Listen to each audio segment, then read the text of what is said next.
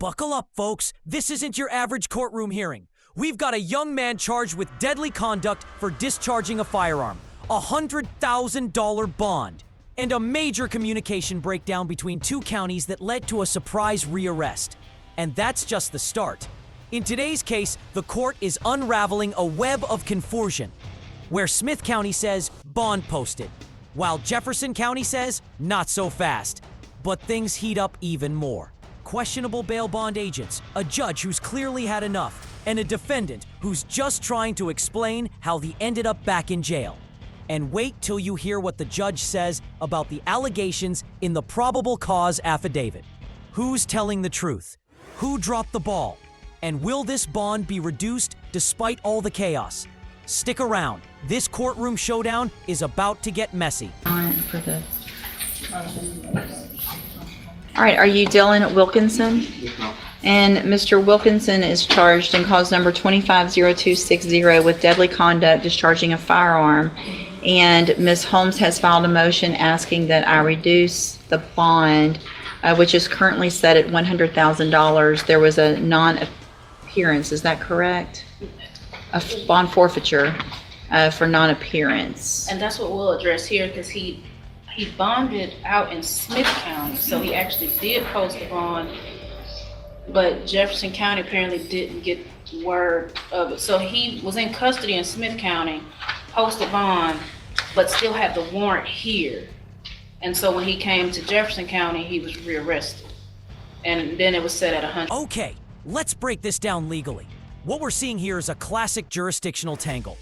Dylan posted bail in Smith County, but Jefferson County never received confirmation. So they treated him like a no-show and slapped a hefty $100K bond on him. Now, in legal terms, this is a bond forfeiture due to non-appearance, which happens when a defendant fails to appear for a court date. But in this case, he technically wasn't notified. Whose fault is that? It's unclear whether the bail bond company failed to inform him or if the system just dropped the ball. Question for the audience. Should someone be penalized when they weren't properly informed? Or does personal responsibility still apply here? 100,000. But I show there was a bailiff's call. There was a court date set. Yeah, there was a court date set that on May 19th of 2025. There was a court date and a bailiff's call, and he was not here. Per the bondsman, after I had spoken to her, she said, basically she told me on the ISTC phones up there at the jail when I got arrested this time, she said that Jefferson County was highly pissed I had gotten, I was able to make bail, and that for 4 months that they had not known that I was out on bail. And then she said I needed to take care of the stuff in Jefferson County and that she was no longer my bail bondsman. Did you catch that? The bail bond agent unilaterally decided she wasn't his bondsman anymore. Legally, that's not how it works. A bondsman can file to withdraw from the bond, sure, but they can't just verbally fire you. This is incredibly problematic. Dylan's entire understanding of his legal obligations depended on that agent keeping him informed, and she didn't. This opens the door for reasonable doubt about his failure to appear. Let us know in the comments. If your bail agent ghosted you and didn't explain the court date, would you still be responsible for showing up? And that was the last one I spoke to. She doesn't get to say that, so. But that's why you probably didn't get That's what she notice of it. This is from a Big Green bail bonds That's the woman I had spoken to. in Tyler. Yeah.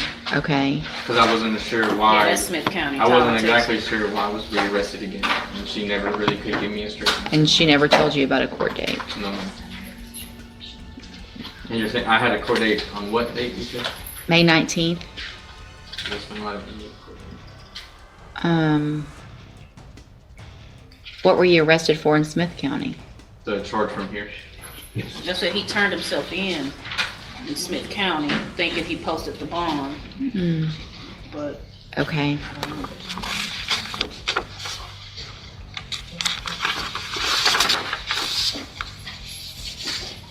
And the initial bond that they set, I guess, did they set it or did I? They said it. There. It was 10,000. Let me read this real quick.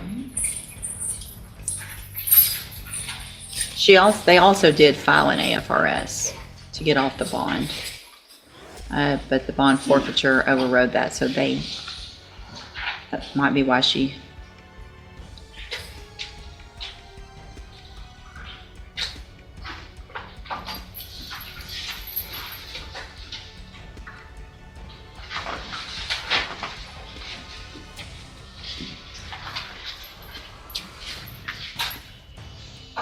For everyone. Right here, we see the judge pause and say she's concerned about the allegations. That's your red flag moment. Even before she decides on bond reduction, she's reviewing the probable cause, and what she sees is making her hesitate. That means the underlying accusation, discharging a firearm dangerously, is serious enough to make the court question leniency. Judges don't usually vocalize their concern like this unless they're weighing public safety against the rights of the accused. You can feel the tension. Reduce the bond or protect the community. What would you do if you were sitting on that bench? Information, I'm reviewing the probable cause affidavit, which obviously makes me have some concern on what the allegations are that you did. So where do you live? I'm going to be staying with my mother. With your mom? Yes, ma'am. Where's that? One street over for Brinkman Drive in PA. In Port Arthur? Yes, ma'am. What is the address? 3965 13th Street. 3965. And what is your mom's name? Monica Osman. What's his last name? Osman, Ozmun.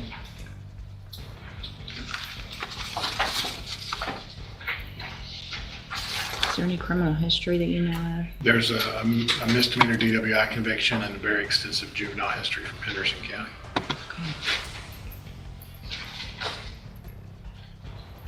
Several adjudications from unauthorized use of motor vehicle and burglary vehicle. And I believe those were over 10 years ago. It can't be that long ago because he's only, He's 25. okay. I think they're Yeah. around 2015. Okay. And the complainant, is my understanding, she doesn't live here. She lives in the reports that state she lives around like the Dallas area, like Kemp, Texas. I think that's up near the Dallas area. Okay. There's two complainants. Yeah. Oh, There's one here and one there. Yes, Your Honor. but the girlfriend lives up near the Dallas area. Haley Murph. Yes, ma'am.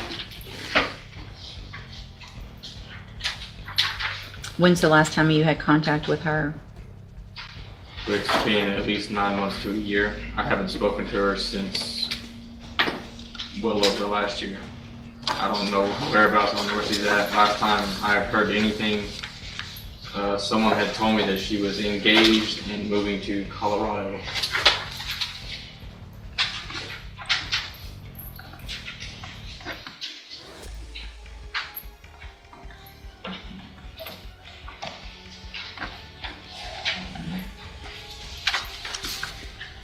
Second.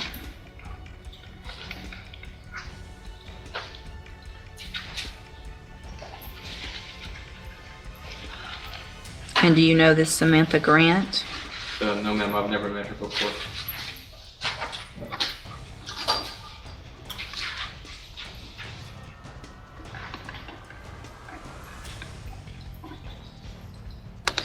Mr. Nichols, what's your position? Whatever the court decides as far as the bond, it just has to be sufficient to make sure he appears.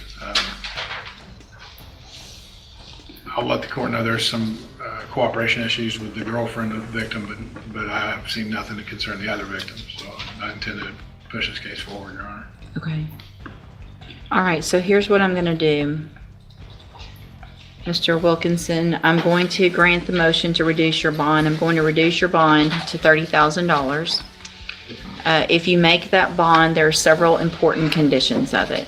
The first is that you have absolutely no contact, no communication in any way. That's obviously in person, but it also means through social media, sending messages through other people, anything like that, with either Haley Murph or Samantha Grant.